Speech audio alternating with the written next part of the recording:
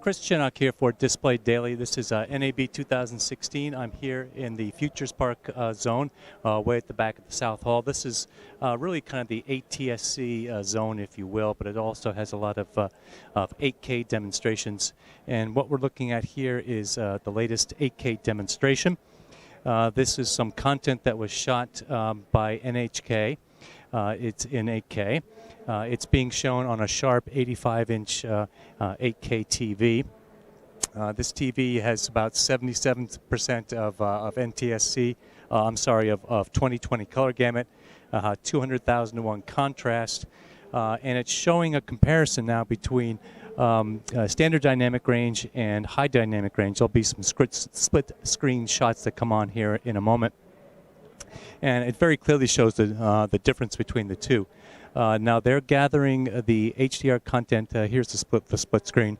The HDR content was captured with a Hitachi camera that was co-developed with NHK, and they've implemented the HLG, the hybrid log gamma curve, onto this camera. This is one of the ways of being able to capture high dynamic range. It's an in-camera setting that goes in, replaces the standard gamma curve, and extends the high-end range about 1,200%, as I recall, beyond the normal clipping point for the highlights, and it allows you to capture a wider range of whites and blacks. This can then get fed through the pipeline and be able to deliver it to the TV.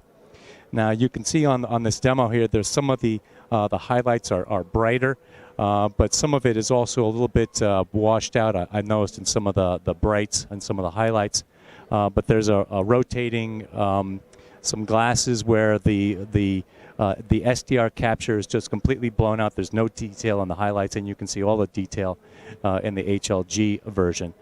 So it's a really very successful demonstration.